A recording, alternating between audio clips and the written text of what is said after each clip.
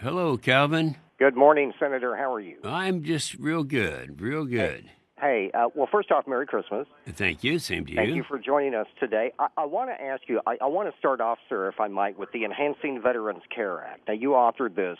What is it? Oh, okay.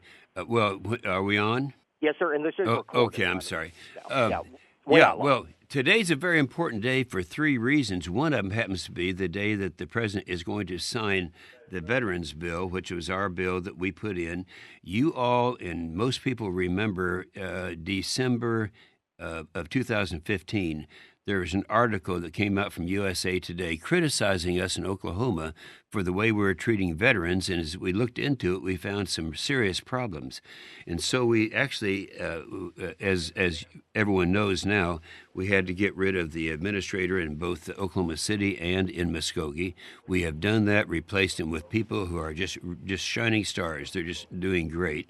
At the same time, we had to change the law a little bit and allow the VA, if they're coming in to oversee a problem in the state of Oklahoma or anywhere else, we can force them to take with them an outside entity to make sure that what they're doing is reported properly and all that. Well, that's one of the things that is going to be that took legislation. The second thing is to allow people to come in and go ahead and fire people if necessary, and not go through this long process. Sometimes it takes more than a year to get it done because you lose the effect if that happens. So, and then of course the growth to allow the choice, veterans to have choices. That's essentially what the president will sign tonight, and I say that because this is a deadline. Now, tonight's going to be very busy because he's also going to have to sign the tax bill. And in fact, this is a very three great things are going to happen today. I want all of you people to know that. Number one, the tax bill, the first one since, and we'll talk about that hopefully, first one since the Reagan administration. Secondly, the Veterans Bill will be signed. And thirdly, it'll be my wife's and my 58th wedding anniversary. This is, I believe, December 19th, isn't it? Yeah. So three big things are going to happen today. Today, well, congratulations on that, sir. But I do want to ask you about the overhaul of the U.S. tax code. Let's talk a little bit more about that. Now he, I believe, is actually hailing this as well. It's going to be good for everyone, he says. Well, it is going to be good for everyone. Now, here's something that people don't understand, and it's all documented. I remember it well because I was around, not in this position, but I was around during the Reagan administration. The tax cuts in 1981 and 1986 produced a huge increase in revenue. And people don't understand that. It's exactly what we're going to go through now. Because, and the reason for that is, for each 1% increase in our economy, that translates into $3 trillion of revenue. And that's exactly what happened back in the 80s. For example, in 1981, the total amount of money that came in as revenue to the United States was $469 billion. They came out with a huge tax decrease, taking the top rate down from 70% to 50% and all other comparable reductions. And that increased the amount of money that was coming in from $469 billion to $750 billion. And so, yeah, if you look across, everyone who's listening to us right now is going to have huge benefits. You know what's happened to the corporate tax rate. It's going down from 35% to 21%. The standard deduction is going to be doubled. That's for individuals. Singles, it's going to go up from 6,000 to 12,000. And for couples, from 12,000 to 24,000. The child tax credit is going to double. So the estate tax is going to go up, double the exemption. So there is an independent group out there that is called the what? The Tax Foundation, that make evaluations as to how this is going to affect different states.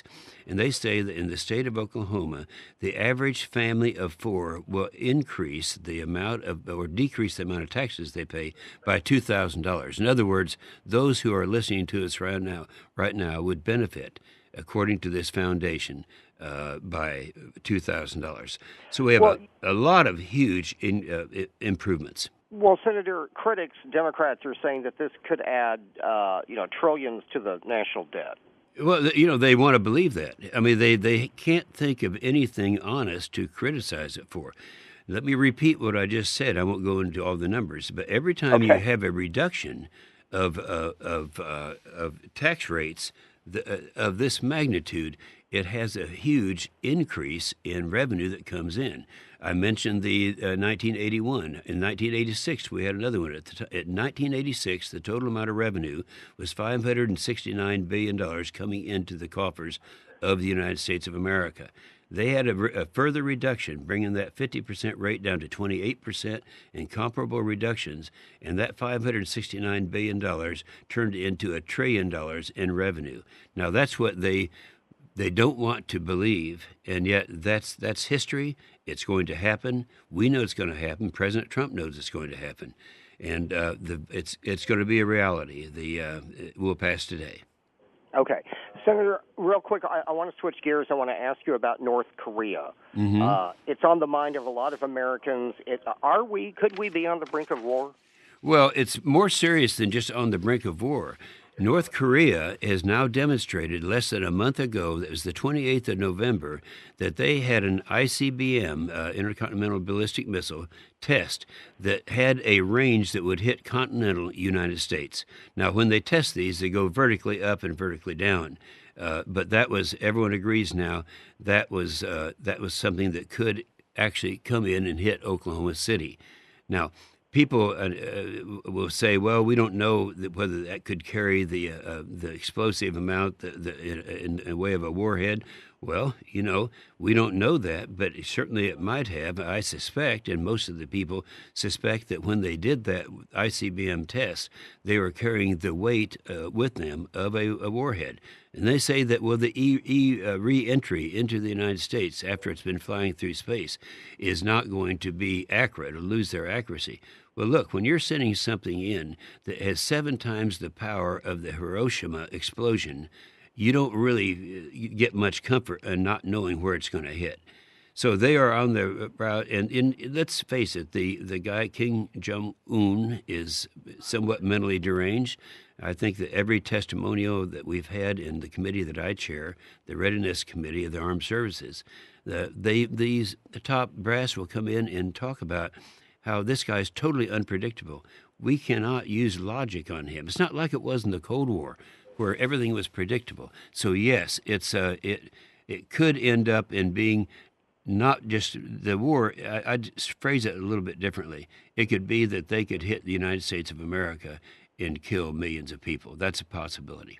It's pretty scary. So. It is a very scary thing, and you lose credibility when you talk about this, and I'm so thankful, and I've said this in open hearings as recently as this week, and that is that I thank the military for finally admitting the situation that we were put under during the Obama administration.